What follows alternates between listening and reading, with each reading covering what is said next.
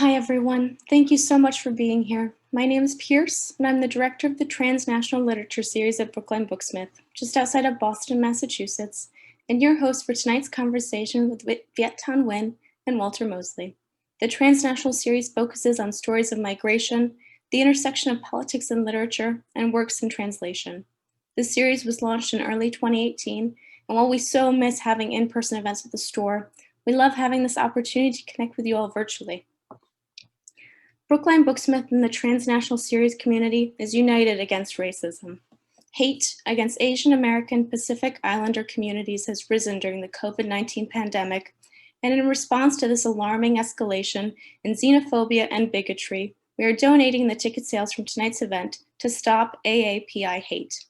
The Stop AAPI Hate Reporting Center tracks and responds to incidents of hate, violence, harassment, and discrimination against Asian Americans and Pacific Islanders in the United States. Their intersectional approach recognizes that in order to effectively address anti-Asian racism, we must work to end all forms of structural racism, leveled at Black, Indigenous, and other communities of color. You can learn more at stopaapihate.org. As we continue on to tonight's conversation, I just want to offer a quick Zoom webinar tutorial. At the bottom of the screen, you'll see a few icons. One of those is a Q&A icon where you can enter in your questions at any time during the conversation. Another button will get you to the chat window. That space is there for you all. Please feel free to chat during the event. My colleague Ashley will be in the chat as well, dropping in useful information, including links to books by our authors, and helping with any questions you might have during the event. And tonight, I have the great honor of introducing Viet Thanh Nguyen and Walter Mosley to discuss Viet's long-awaited new novel, The Committed. Viet Thanh Nguyen was born in Vietnam and raised in America. He is the author of The Sympathizer, which was awarded the 2016 Pulitzer Prize for Fiction, alongside 7 other prizes. He is also the author of the short story collection, The Refugees, the nonfiction book, Nothing Ever Dies, a finalist for the National Book Award, and the editor of The Displaced, an anthology of refugee writing. He is the Errol Arnold Professor of English and American Studies and Ethnicity at the University of Southern California, and a recipient of fellowships from the Guggenheim and MacArthur Foundations. He lives in Los Angeles. And today's moderator, Walter Mosley, is one of America's most celebrated and beloved writers. A Grand Master of the Mystery Writers of America, he has won numerous awards, including the Ainsfield Wolf Award, a Grammy, a PEN USA's Lifetime Achievement Award, and several NAACP Image Awards. His books have been translated into more than 20 languages. His short fiction has appeared in a wide array of publications, including The New Yorker, GQ, Esquire, Los Angeles Times Magazine, and Playboy, and his nonfiction has been published in the New York Times Book Review, Newsweek, and The Nation. He lives in New York City. I'm so honored to have them here together in conversation. And now, Viet and Walter. So much, Pierce. Thank you. Hello, everybody out there. Wish we could do this in person, especially with you, Walter. It's great, yeah. No, it's great to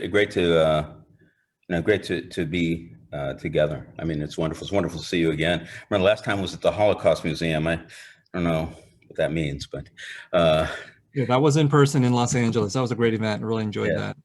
And it's really great to be here with you today. It's been wonderful reading your new novel. You're such an extraordinary writer. And also such an extraordinary thinker. I mean, some people write very well, but and their stories are fun, but they don't dig down into the reality, of our lives. And when I say our lives, I mean I could say you and I, living, kind of outside in America. I was thinking, I'm going to ask you some questions and ask you to do some readings and stuff, but I was thinking somewhere around 18 years ago, I was doing work with HBO, and they said, what do you want to do? And I pitched some things, and one of the things I said, listen, the North Vietnamese and the Viet Cong are some of the greatest heroes, war heroes of the 20th century. And I would really like to do a show, maybe a 12 or 15 episode miniseries about that, get the right writers in, the people who know it and understand it and lived it. And what was so amazing to me was that it was as if I had not said anything. Nobody said no. Nobody said we can't do that. They just stared somewhere, not exactly at me. And I was amazed by that. Things have changed, because I think we were talking about this backstage, but we were talking about TV adaptations, and there's an option on the Sympathizer as a TV show, and you and I were both talking about our skepticism that just because you have an option or a little bit of money doesn't necessarily mean it's going to get made, right? So that's the cautionary thing. But in the lead up to that, my producer and I went and we met up with a whole bunch of studios and all those kinds of people, and the reaction was the exact opposite from what you described. This was about a year to 2 years ago. And, we would say, look, it has to be in Vietnamese, and we have to have a mixed race Vietnamese actor be in the show. And everybody was like, yes, absolutely. We're totally committed to this vision, which I have no idea if they're just blowing smoke in our faces, which is probably true, but at least they were willing to do it versus what you were talking about, this total. It's better than silence. Yeah. Yeah. So people know, people, I think, generally know that what they're supposed to say in this regard, but the reality of it is still a lot different. I'll give you another example. A-list producer and director came to me, had me read his TV script about American troops doing a tour of duty in Vietnam and peddling drugs. So he's incorporating the drug narrative. But half of the show was supposed to be about the Vietnamese point of view. So, equal time. I thought that's great. And so he was on the brink of selling it. And then, he was very excited. And then he came back and said at the last minute, they got the company, whatever, the network got cold feet and said, well, maybe you should just dial back the Vietnamese side. It never got made. So I think there's still so many obstacles in the way of what you're describing. Yeah, no, it's so wonderful though to, because it's wonderful to start the dialogue. It's wonderful to speak out, and I think that and that's a political praise for you, but at the same time, only an artist of the written word could actually do this. You can't just say these words. You have to really create a world, which I think you do. The start of the new book, The Committed, it starts with an escape by boat. I think, and others do too, that this might be seen as a nod to, or at least the comparison to, the voyage of Odysseus. And I just can't tell you how wonderful that is to me, how that brings me back to Toni Morrison, how it brings me back to so many of the African and North African writers who know the hype of the West, but at the same time it can see it through eyes that nobody in the West could understand. And I was wondering if you could do, I know you're going to do 2 readings, I wonder if you could do your first reading now so we can get into that. And so just a little bit of context for the audience, the Sympathizer. If you haven't read it, it's fine. You can read The Committed, and there's enough information in The Committed so you can just jump right in. But maybe a little bit of context is that the Sympathizer, the novel, was about communist spy, South Vietnamese army in 1975, and he flees with the remnants of that army at the end of the war to the United States, where his mission is to spy on the efforts of these exiles to try to take their country back. And he ends up back in Vietnam. And then at the end of the book, he flees again as a refugee to the open seas. And this is exactly where The Committed then picks up its story in this refugee ship or boat. So here we go. We, the unwanted, wanted so much. We wanted food, water, and parasols, although umbrellas would be fine. We wanted clean clothes, baths, and toilets, even of the squatting kind, since squatting on land was safer and less embarrassing than clinging to the bulwark of a rolling boat with one's posterior hanging over the edge. We wanted rain, clouds, and dolphins. We wanted it to be cooler during the hot day and warmer during the freezing night.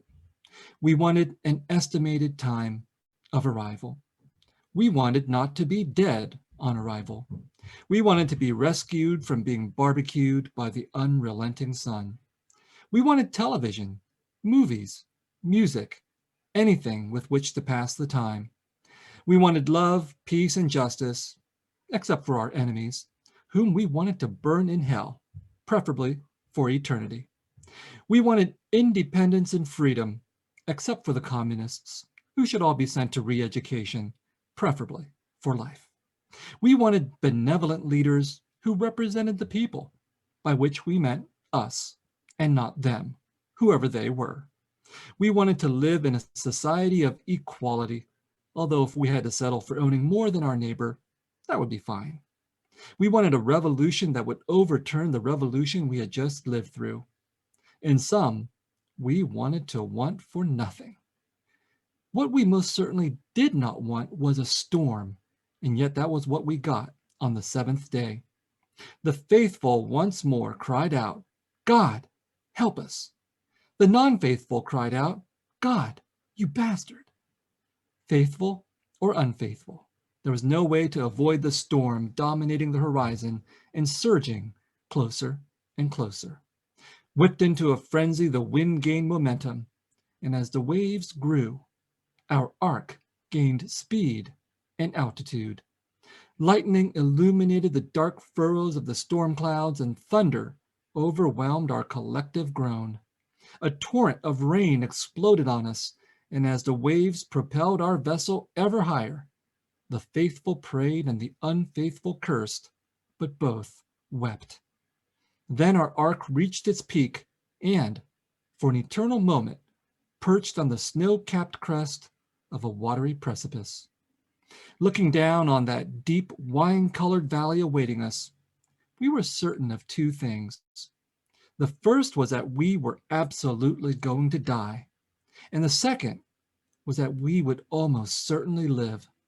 Yes, we were sure of it. We will live. And then we plunged, howling, into the abyss.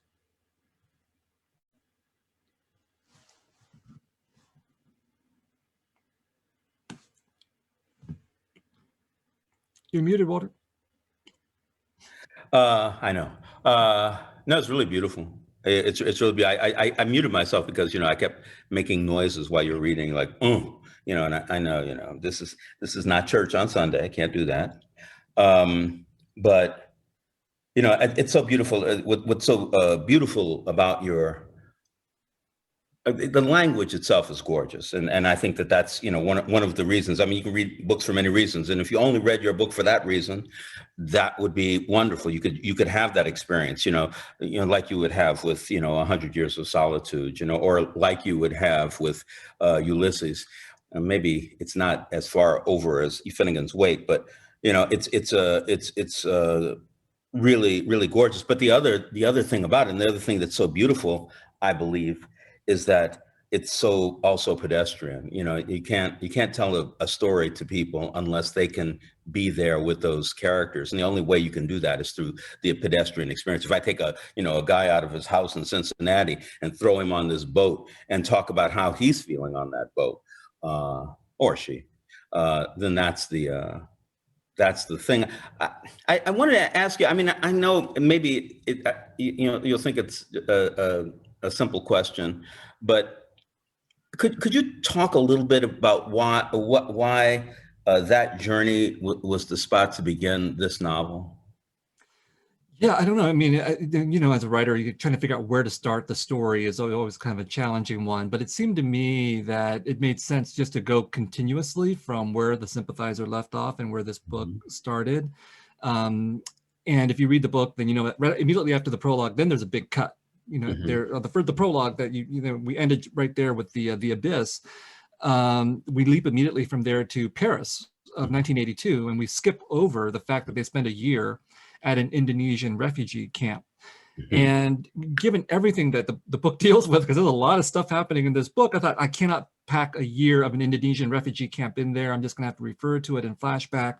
And I could have referred to the boat trip in flashback too, but I thought it would be good, important to begin with the boat trip, because number one, I think prologues can sort of foreshadow what happens in the rest of the story. So that's one function of this particular opening prologue. When they're up there on the crest of that watery precipice and they're looking down into the abyss, that does tell us a lot about what the rest of the novel is going to be like. We're looking into the abyss of immigrant Paris, the abyss of French civilization, the abyss within our narrator, the sympathizer. But then the pedestrian part that you talked about, the necessity just to have the details, you know, where were they? What did it feel like? What did it smell like? I thought that the refugee ship would be a really crucial place to locate this, because obviously I was on a refugee boat as a little boy, but I have no memory of it. But during the time of the writing of the book, there was all these stories about refugees on boats taking place primarily in, you know, from Africa to the Mediterranean to Southern Europe. And to me, of course, there's total continuity between these kinds of experiences and what the Vietnamese refugees went through, including the lack of comprehension and the scorn and the pity heaped on them. But the difference is that the Vietnamese refugees were much more welcome, somewhat. I mean, they eventually, many of them were taken by host countries who felt guilty and so on. And that hasn't been so much the experience for African refugees fleeing through the Mediterranean. So I thought the opening it this way could both be very specific to the history of Vietnamese refugees, but to anyone who is cognizant of what's happening as they're reading the book, they would also be hopefully thinking about other people on boats and ships at the same time. And like you said, you caught the Homeric allusions, that this is the wine-colored valley is from Ulysses, or the Odyssey rather. And I wanted to have these heroic connotations as well as the pedestrian connotations. So, you know, everybody has an image of how pathetic refugees are, because we've seen these photographs of refugee boats. But to my mind, you know, people who decide to take this journey are heroic. I mean, they're desperate, they're frightened, all that is true, but they're also heroic because they know the odds are stacked against them, and yet they do it anyway. Yeah. And I think for those people who are not refugees, it's hard to imagine that heroic dimension. You focus instead on the differences between you safe in your home and these poor people on the boat, and you only focus on the desperate part, and you don't think about how much courage it takes to take this trip. And you know, if these refugees had their own bard, of course the bard would cast it in heroic terms. Yes. And so that's what happens. Also biblical terms. It's an ark that they're on, not just a refugee boat. It's also very important for me to cast it in these terms as well, because of course these refugees, at least the Vietnamese ones, became known as the boat people. Yeah. And everybody knows them by this term. And this novel ends up in France, and you know, like the French object to any kind of adoption of American English words in their language, but they just simply decided to call these Vietnamese refugees les boat people, which I thought was really doubly problematic in a lot of ways. So they didn't have it even in French, it was in English. Yeah, exactly. That's what I mean. So like the term was so widespread and all the connotations with it that it carried over to France. And yeah, so I mean, it's a difficult thing for me because I want to talk about these experiences, but I also know at the same time, whenever like the media covers this portion of the story that I'm writing about, they will put up these pictures of the crowded, desperate refugee boats. So, and you know, I mean, and it's just it's so amazing, because one of the things that you could have just said is that you know, I my personal thing is, you know, I don't believe in the existence of white people. There's no excuse for that term. There's no basis for that term. But there are people who think they're white people, who think other people are white people. So, you know, I can use that language in that way. And if indeed you had boats filled with so-called white people going through the same thing, it would be heroic. And you would get 100 stories about how somebody saved their grandmother, how somebody pulled somebody out of the water, how somebody gave up their life for somebody else to have a berth on the boat. I'm not aware of any of those stories, in general culture and people who came here, and I there are reasons for it, but you are that bard for this particular moment in history, and I think it's important that you talk about it. You've said it, but we've met your main character before in the Pulitzer Prize winning book, The Sympathizer. In that book, he was a spy on American soil. Now he's been through a Vietnamese re-education camp, become a refugee, reunited with one of his oldest friends in Paris, but he's still got secrets. And I was, I don't think you can do spoilers on a book like this, but I was just wondering if you could talk to us a little bit about not even the reality, but the nature of the secrets that he hoards.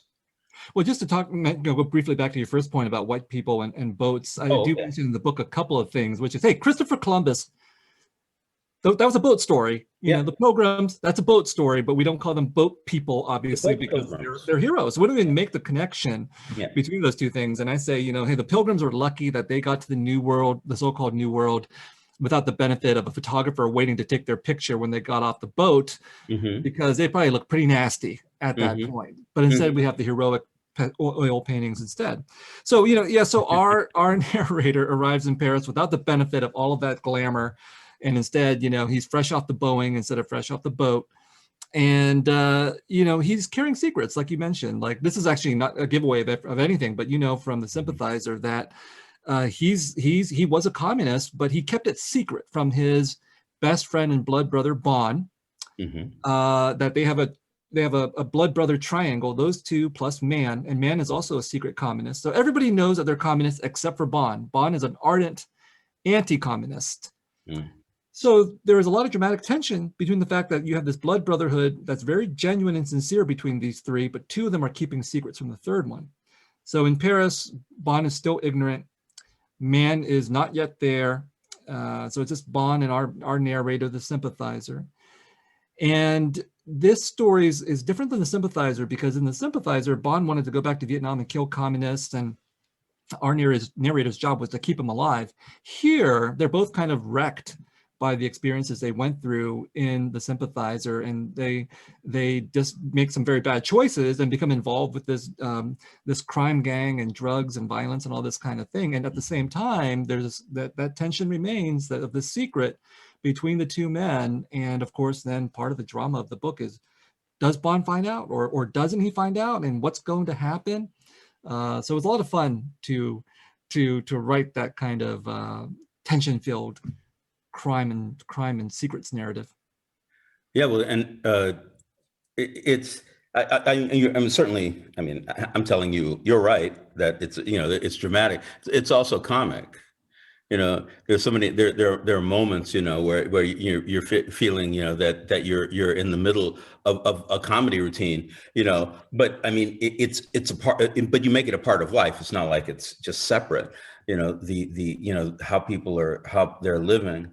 Let's call him your narrator, Vo, whose name, he's changed his name now to Vo Dan, which I think it means nameless, right? And as the book unfolds, we find out his other name and his baptismal name. Other characters also have nicknames, and they're self-named or nicknamed, but not family names. And this is like the Seven Dwarves, the waiters in the worst restaurant in Paris, the front for the drug business that Vo works in. How is the issue of names part of the larger story you're telling about identity and, history and maybe just human nature? Well, I was deeply influenced in the Sympathizer by, Ralph Ellison's Invisible Man. That influence continues here. But, Invisible Man, I think it's an action novel. There's a lot of stuff happening, but it's also an allegory for Black experiences in general through our everyman character of the Invisible Man, who remains nameless. And so that was part of the ambition of these two novels, is that, you have the concrete action-oriented plots and all that kind of stuff. That's fun, but then I also wanted this to also be an allegorical history for everything that Vietnamese people have been through in the era of colonization, and supposedly the aftermath of colonization. So I wanted this Sympathizer to have that kind of universal dimension that could stand in for a lot of Vietnamese experiences, but also that, people who are not Vietnamese could possibly identify with as well. And then there are all these characters that populate these books. And again, thinking back to the Iliad, I thought about how characters have names in there, but they also have traits. Everyone has a trait that they're identified with, and that's what we carry away from that kind of a story. And so I wanted my characters to be memorable, and I thought they'd be more memorable if they had a trait versus a name. Names can be very difficult for people to remember, especially if they're different than your own cultural heritage. So, we have characters like the eschatological muscle and and you know, the handsome and humorless lawyer. And that tells us a little bit about the character that we walk away with. Yeah. And then sometimes it was just for fun. You know, the Seven Dwarves. I mean, the Seven Dwarves. They're not dwarves. They're just short, nasty gangsters, and they have their, you know, names like Grumpy and all that kind of thing, which is kind of funny, except when they start killing people and chopping bodies up and all of that. So, you know, the last thing that you mentioned, the humor and all that, it's also you know, something continuous from the Sympathizer, that lots of horrible things happen in these books. It seemed important that there be some comic relief, but also that these books are dealing with things like war and colonialism, which are horrifying. But if you take a step back and you look at how wars and colonization are conducted, they're often absurd, because both of them are justified by all kinds of really high-flown ideals, like we're going to go and defend freedom and democracy, or we're going to go give people, you know, civilization, and then the actual practice is horrific and totally contradictory to the ideals in practice. And you can point that out, but you can also satirize that. You can also you can just make fun of that. And so that a lot of the spirit of these two books is having that element of satirization and awareness of absurdity and the painful humor that arises from that. Yeah, listen, there's humor everywhere. You know, there's humor, you know, with the bubonic plague, right? When you at some point or another, you have to laugh, you know, because this is how one of our survival techniques, you know. And I'm sure it didn't start in our species, but we've really honed it, you know. And I think that you're wonderful at it. I think that your writing is wonderful. That because if you can understand. If you can understand what'll make somebody laugh, then you really understand their humanity. You know, tragedy. You know, they lost a child. They, you know, lost an eye. They're beaten. They're killed. They're raped. They're imprisoned. You know, you can feel it, but it's a more flat experience. You know, that's only because I don't know if flatter is a word. But listen, there's a couple of things. You know, because, you know, you were talking about in the beginning about all the various things that the beginning does, and it does all of them, and it's wonderful. One of the things that you didn't talk about, though, I think, is that how everybody was expecting two things. Everybody's expecting to live and to die, to be free, and to, you know, to drown, and, you know, and it goes, you know, just it's kind of wonderful, and that is, you know, one of the strongest.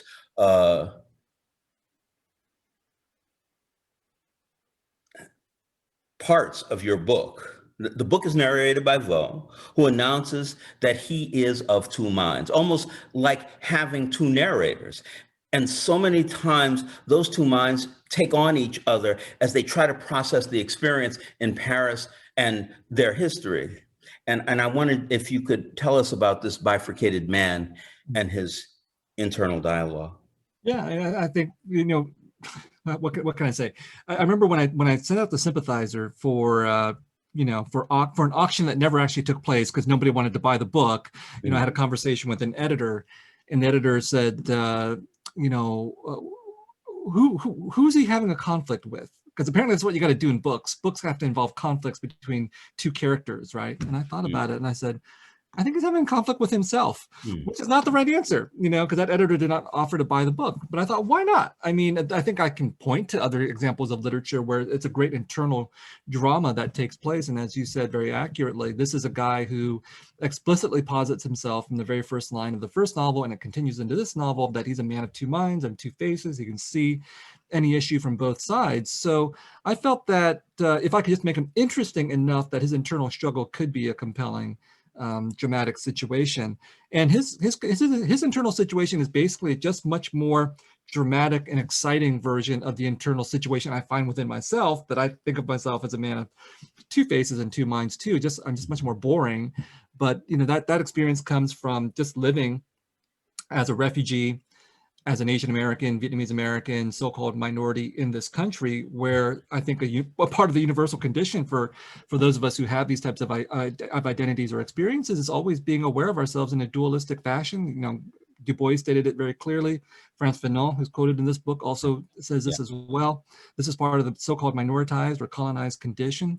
that we are always intensely aware of who we are, obviously, but then of how we are positioned by dominant culture and its representatives. And that's a very painful experience, but can also be very comic and very productive of drama as well. And so his name, you mentioned this, and I'll explain it a little bit. He's nameless, but going to France, he has to put a name on his passport. So he decides to call himself Vo Yang, which he says the joke is on the French, because the French bureaucracy thinks it's his real name, but in Vietnamese, it just means nameless or anonymous. And the reason why he chose that is because, and this is based on my real experience, if you go to Vietnam and you visit the so-called, what the Vietnamese call the martyrs cemeteries, where all the dead of the wars in Vietnam are buried, and there's like millions of them. Yeah. There's a large number of the gravestones that are just marked Vo Yang, which means the unknown soldier. Now there are hundreds of thousands of these graves are all over the country. So that's what he's referring to, but the joke is on him. I mean, the joke is always on him. No matter what kind of a joke he thinks he's making at the expense of the French and the powerful, whoever, the joke ultimately always boomerangs against him. And that's just the very beginning in this book. Wow, that's, I mean, that's the great comedian though, right? That's Richard Pryor. That's any one of the great comedians. The joke is on them, but it also makes them a hero in a way that John Wayne could never be a hero. You mentioned Pryor, and I'm writing a nonfiction book, and I totally want to quote Richard Pryor because number one, I don't know if you've read Kathy Park Hong's Minor Feelings, which is a great book about Asian American feelings and experiences, but she has a whole chapter on she's a poet and she's Korean American and a woman, but she has a whole chapter on being inspired by Richard Pryor, because Richard Pryor liberated her from not having to worry about the white audience. She recounts this experience where Pryor is a successful comedian, I guess, but in the sort of the Bill Cosby mode in his early career, and then he has to go to Las Vegas and he has to do his thing before an all-white audience, including Dean Martin, and he just decides at that very moment on stage he can't do this anymore, and he walks right off. And then he becomes Richard Pryor, the Richard Pryor we know, when he's he's not going to be talking to white people. So that's liberating for Kathy, it's liberating for me. But Richard Pryor has a whole bit on the Vietnamese refugees who have come to the United States, and he says, "Welcome to America, you're the new what." And it's very hilarious, and it's very scatological, very painful. But in the end, and so I want to quote it because I think he's partly right, but he's also partly wrong, because in fact, we didn't turn out to be like that. It's more like other Southeast Asians, like the Hmong who came, who are, I deal with in other contexts, who really became much more subordinated because of their refugee and war experiences. But, Pryor did put his finger on so many things. And yeah, right. Some years ago, I was having dinner at a place, and Harry Belafonte was one of the people there, and Harry was talking about that night. He was in the audience when Pryor walked off the stage, and he talked about how frustrated he was that night. He knows what he became, but it was Pryor's a big hero for me. Because of the reason that all people are great heroes for me, because of their ability to survive. That's a hero of any species. And like a friend of mine, my producing partner Diane Houseland, and I, many years ago, 15 years ago, went down to New Orleans, after the hurricane. And we were interviewing people. We were going to make this tiny little documentary for the nation. It turns out we didn't do it, but one of the groups of people, there was these Vietnamese people, who were living, and working, who were back the day after the hurricane.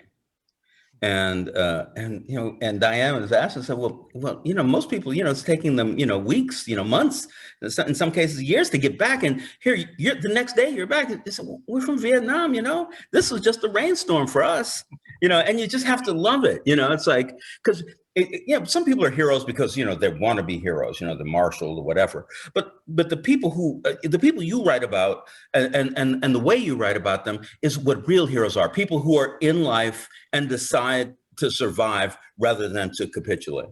That's, you know, that doesn't have a race, a nationality, you know, doesn't have a language, it doesn't have anything like that. And that's what I, you know, why I feel that your work is so wonderful. But I'm going to go on. I'm going to say, is the story of the three blood brothers, your narrator, his friend Bon, and their mutual friend Man, who is shadowy, are they the heart of this novel for you? Oh, I think that, you know, I think there's parallel plots and parallel themes, and I think we often find this, right? You know, I don't know what kind of metaphor you want to use, but you know, it's you want to have layers, you want to have resonances, and have things play off of each other. So on the one hand, I think one part of the story is certainly the duality that we just talked about of our narrator, but then the other, that's internal. But the external thing is definitely this triangular blood brother relationship with Man and Bon. And you know, I thought that I was actually very influenced by John Woo movies. I don't have any John Woo movies you may have seen, but there's always a blood brother relationship between good guy, bad guy, and they just end up being mirror images of each other. And that was part of what I wanted to take from his movies. Plus, he also made a movie called Bullet in the Head, which was set in Vietnam. It was crazy. But that whole idea of the fraternal, the homosocial relationship of men who really love each other more than they love women, which is deeply problematic in one context, was something that I'm very familiar with growing up as among Vietnamese people, because I felt like Vietnamese refugee men were totally into this. Like they would much rather spend time, they were all married, they all had kids, but they would much rather spend time in the pool halls with their brothers, or at cafes, you know, smoking and drinking, you know, Vietnamese iced coffee, than be at home with the wife and the kids. And that they were totally in this homosocial world, and that's what these relationships gesture at. And I think a lot of Vietnamese men narrate their experiences through these bonds of blood brotherhood, which is also very romantic as well. So yeah, that's something that is important and also problematic in his world, the world of the sympathizer, that, you know, he's focused on the experiences of men. Women are secondary as objects of fantasy for him. And that's something that I also wanted to interrogate in this novel. I think in writing The Sympathizer, you know, it's very clearly the case that he's that so much of the energy of that novel is partly around the politics of communist revolution, but also around, you know, masculine heterosexuality and homosociality. And then in The Committed, both of those things are put into question. He has to question who he is as a revolutionary, and he has to question who he is as a man, as we see as the novel progresses.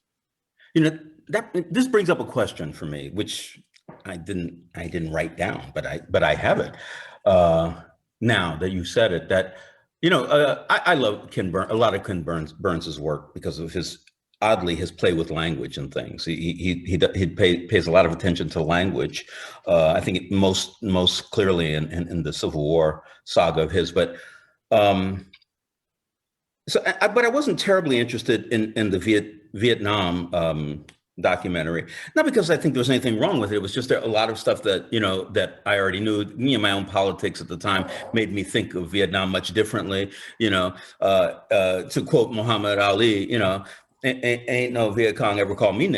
You know, I mean, hey, you know, that's poetry right there. But there was one moment in that documentary when every night, you know, people will be rebuilding the Ho Chi Minh Trail, you know, the day the American, you know, super jets are blowing it up. And every night these people come out with shovels and they're, you know, putting it back. And what shocked me was that it seemed so equally broken up, men and women working together, which I thought was something I can imagine it in America. I mean, does that mean, in me thinking about it, does that mean anything? Or does this, you know, this homosocial world that you're talking about, does that eclipse that? Or no, I mean, it totally means a lot. And it's absolutely true, you know, that women were fighting with the North Vietnamese army, doing everything from shooting guns to building roads and repairing the bomb damage that you talked about, and being nurses and doctors. And you know, that was maybe a little less true for the South Vietnamese side, but it was certainly true for the so-called Viet Cong side, the National Liberation Front. But at the same time, like that, women are being put in these positions, and this is a part of Vietnamese tradition. I think one of the famous sayings in Vietnamese culture is that even the women must fight when the enemy comes. So it didn't happen just with the American War, but that Vietnamese women have been doing this for centuries. But part of the problem is that women are elevated as heroes in that sense. So the Jung sisters, for example, are legendary to the Vietnamese people. Two of our most famous heroes are actually heroines.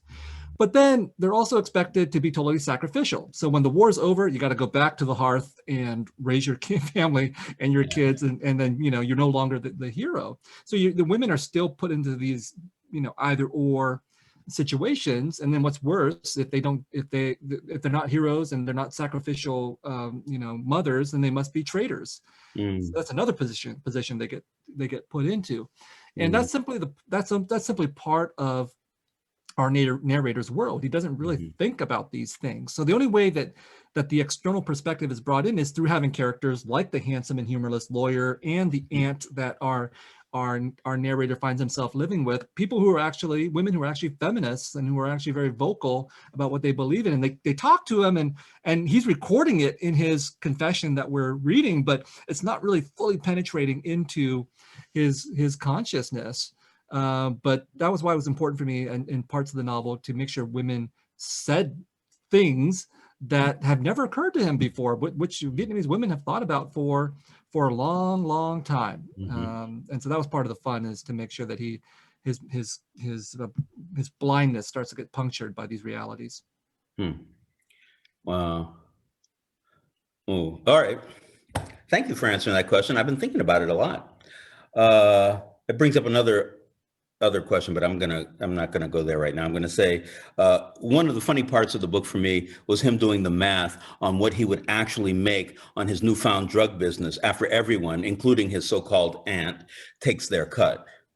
How does this revolutionary rationalize his business? And I want you to answer that question. And after that, if you could do the second reading, I think that would be really good. Yeah, I'm not sure if he does rationalize it. I mean, part of the fun, the humor is that he's terrible at his business. I mean, he's selling drugs and all that kind of stuff. But as you're saying, every time he negotiates with people for his cut keeps getting smaller and smaller because everyone else has more power than he has in the situation that he finds himself in. That's also like me. I'm terrible with money, so whenever I negotiate with Vietnamese people, I always end up on the losing side of things. But he becomes a drug dealer, and I'll read the passage. And here's this passage will give you his justification. But maybe before I read the passage, I'll say one thing. I wanted to write a crime novel. So the Sympathizer is a spy novel. This is a crime novel because he's no longer a spy. And I did it because I just like these, so-called genres. I think literary fiction is a genre too that doesn't call itself as such. So I always have to say so-called. And I did it because I love spy novels and crime novels, and I love your work because I think you do much of what I do in a different context as well, using crime and mysteries, both to tell exciting stories, but also to have commentary on the larger crimes of society in which our detective or our hero or anti-hero finds himself in. So anyway, I went to France, and I talked to a lot of French people of Vietnamese descent, and I said, hey, I want to write this story, and can you tell me more about the Vietnamese criminals that were here in France?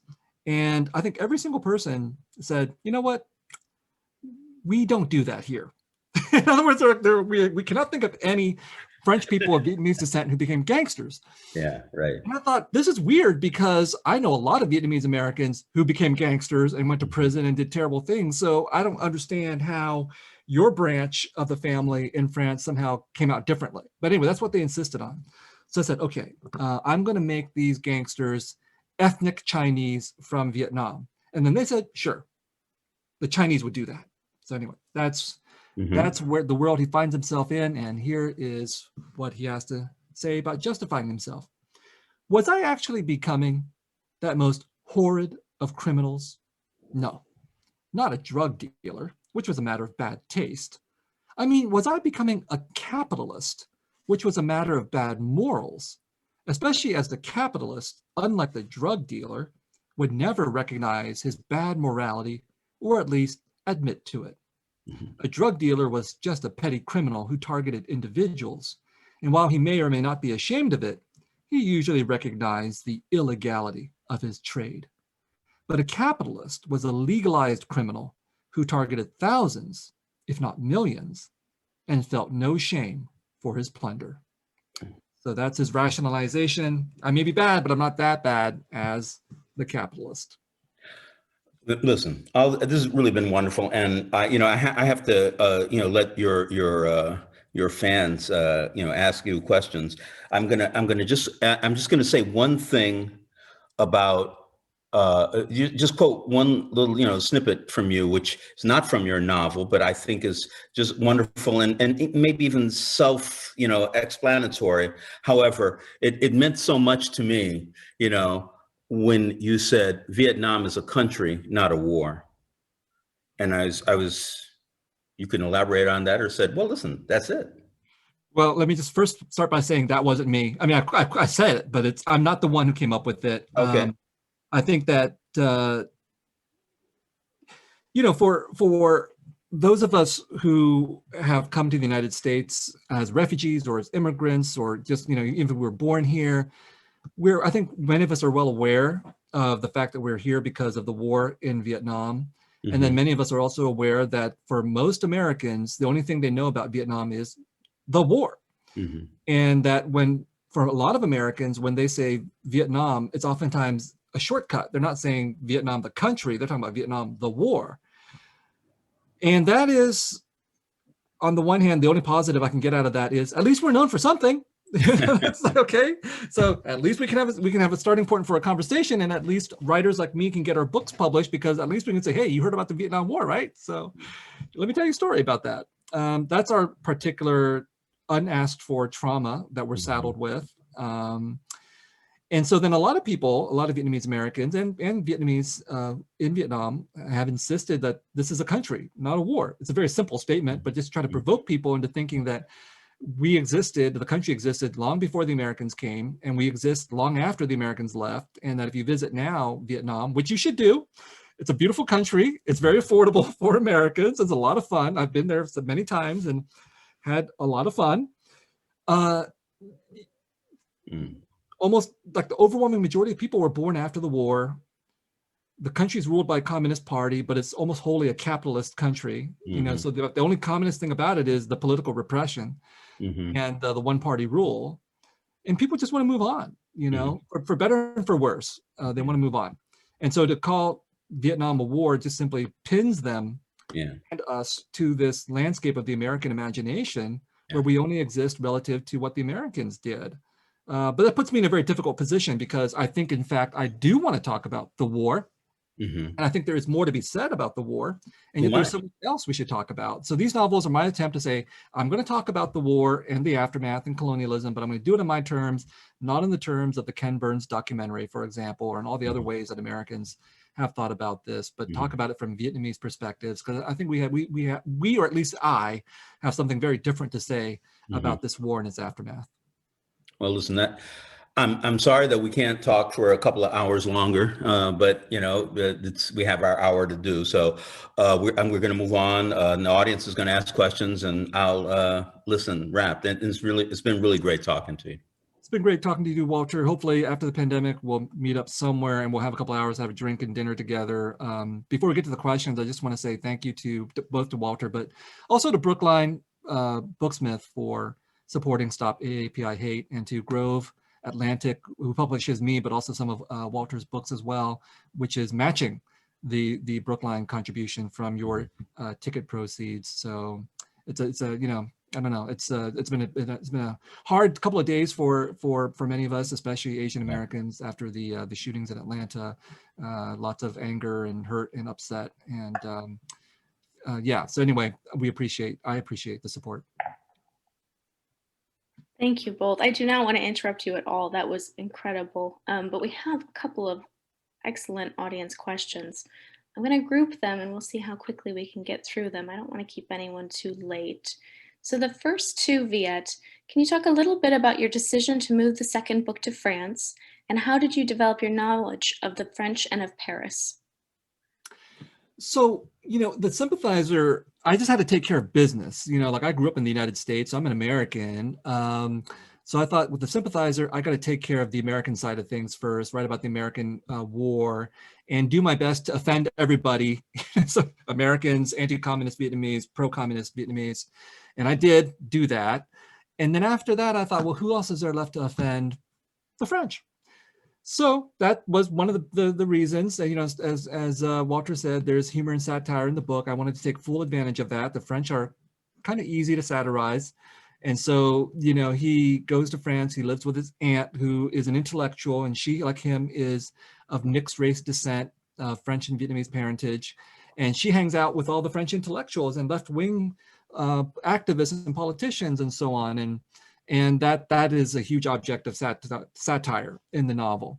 So our narrator is part French, part Vietnamese, and I wanted to make sure that in the committed, he'd get a chance to visit the fatherland and confront French colonialism, because I think the French got off easy. You know, the Americans, ironically, recorded everything they did with photography, TV, then full color movies in the years after the war. So the irony is that everybody around the world sort of remembers the American war in Vietnam as a bad war, but they do so partly, it was a bad war, but also partly because Americans have told the story over and over as a bad war.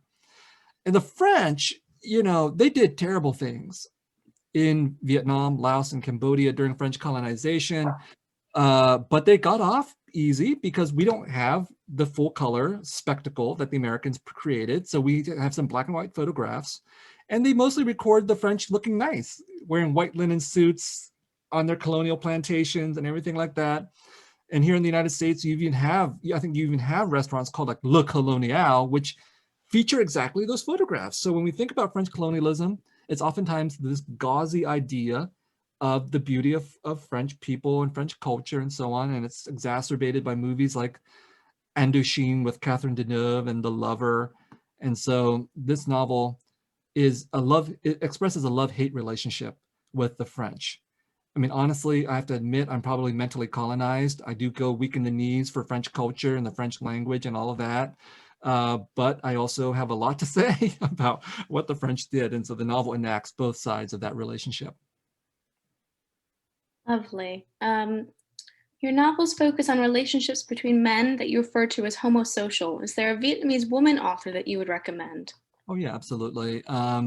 You know, for the war, I would recommend Yung Tu Hung's novel Without a Name, which is one of probably the two greatest Vietnam War novels. The other one's Bao Nin's A Sorrow of War, which I allude to in the book.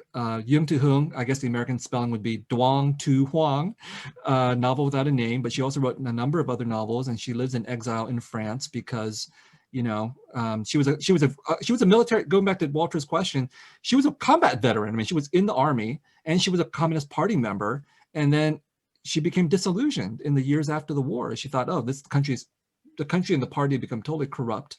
And her novels were very much about this post-war corruption and the destruction of revolutionary ideals. And as a result, she was, you know, house arrested, harassed. Her works were censored.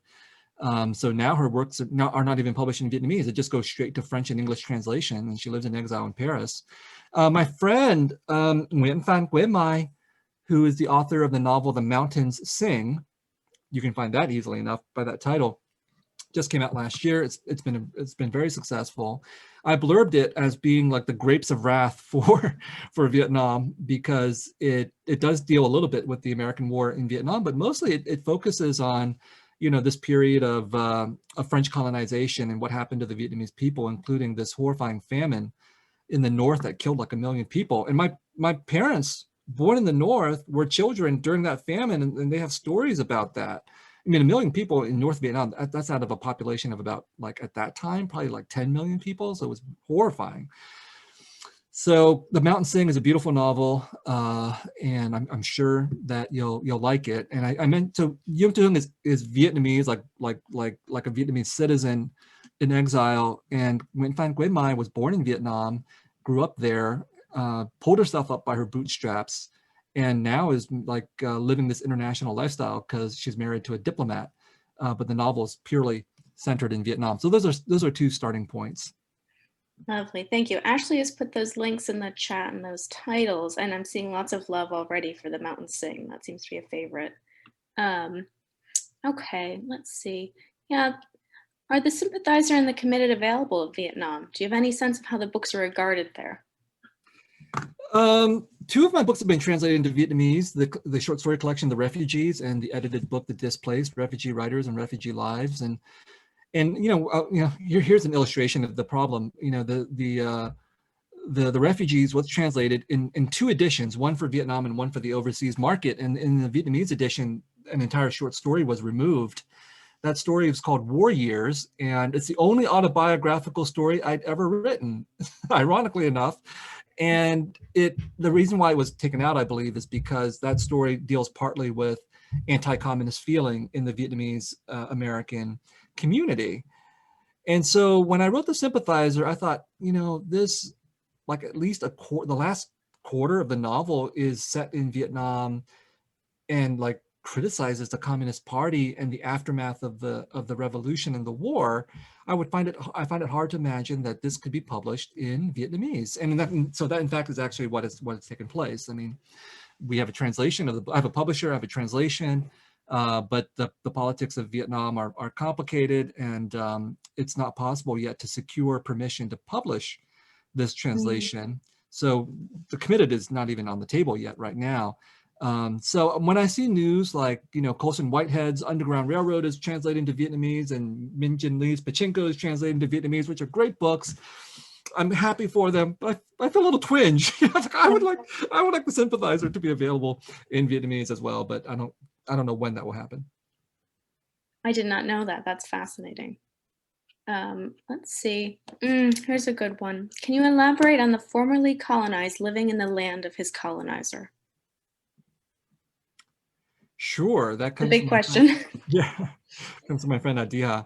The formerly colonized living in the land of his colonizer. Well, I spent about 15 months in Paris altogether over a few visits. So that's not like living there, but living among, at least. And I think Adiha extends the question to being a descendant of enslaved people living among former enslavers, and at least here in the United States, in that context, at least some Americans feel guilty, or at least aware, or feel a sense of responsibility. There's some conversation, as insufficient as it is, and all that. For a Vietnamese person in France, I think the difference would be, like I said before, the French don't even remember what happened. So I talked to a lot of French people of Vietnamese descent, and maybe it was just the people I was talking to, but they all, with one exception, said, everything's good. The French like us, They think the Vietnamese or their descendants here work hard, they get along, they got no problems with us. And that's partly based on amnesia, because the one person who had a problem with this said, hey, look, here's the high school textbook in French about history, world history, and you got 2 pages on India, which the French didn't really have that much of a relationship with, and you have 1 paragraph on Ho Chi Minh. The French have themselves forgotten about this kind of history. And so it's weird because in France, I think Vietnam is remembered very nostalgically.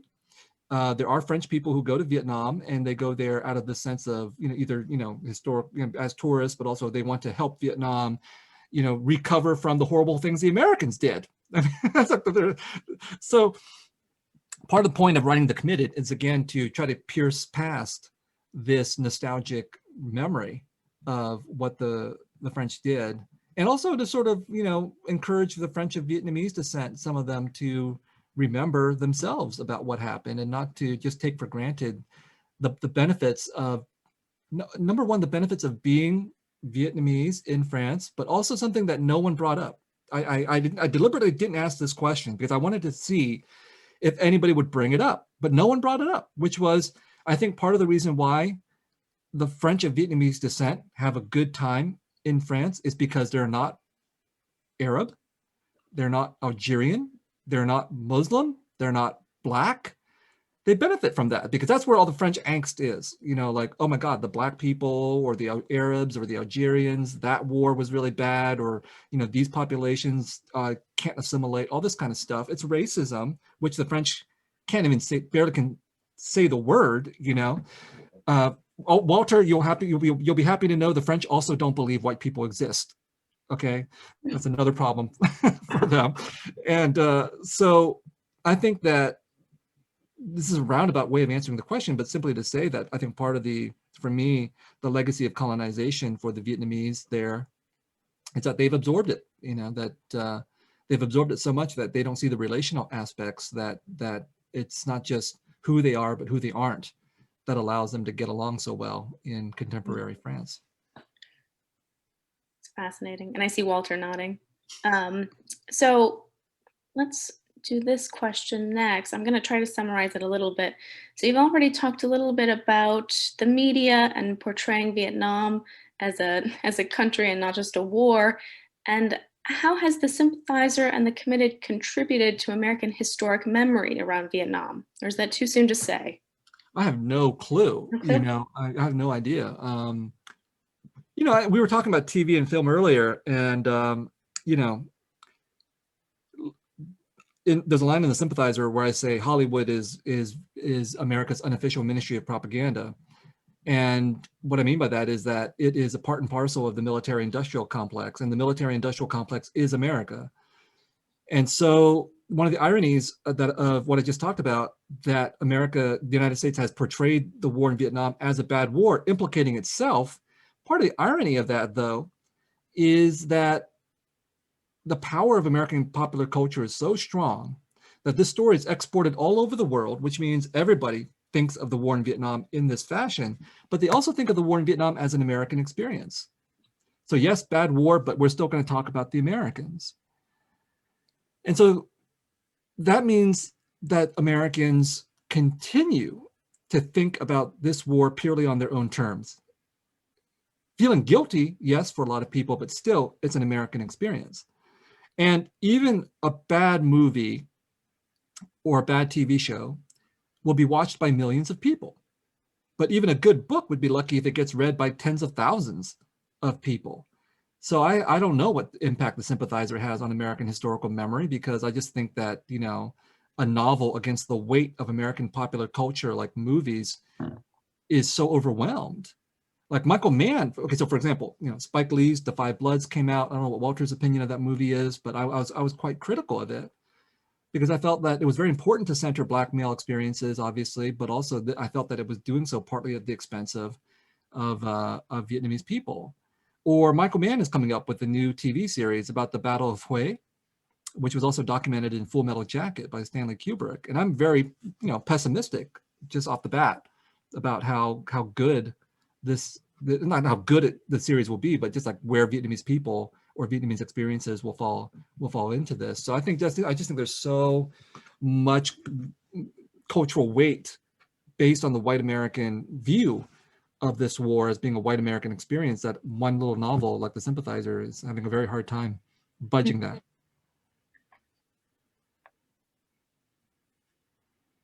Walter, did you want to add anything to that? No, I'm just sitting here being in the audience now. Okay. It's We have a couple more lovely questions. I'll try to get to them. Oh, well, there are questions about the next novel. Can you say, Viet? Is it too soon?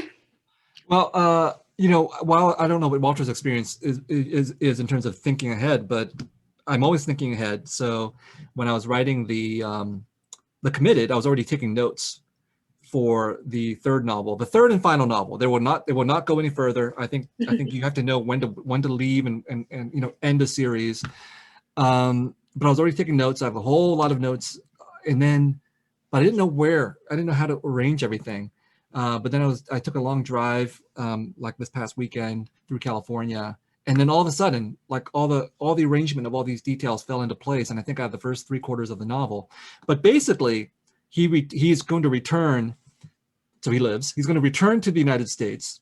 He lives in a sense, let me put it that way. He returns to the United States, and he's going to make amends and seek revenge. So he's still going to be a man of two minds. He's still going to be torn between this desire to make peace, to reconcile, to seek forgiveness, and he has a lot of beef to settle with a bunch of people. But it's set in the second half of the 1980s in Los Angeles in Southern California, and my thinking is that I really am fascinated by this time because I grew up in it. But all kinds of interesting stuff is happening, especially since Claude, the CIA agent, is going to be back here in book 3, and that'll allow me to talk about things like Star Wars that's going on, like the Reagan defense plan, the Iran-Contra Gate type of issue, the CIA flooding South Central Los Angeles with drugs.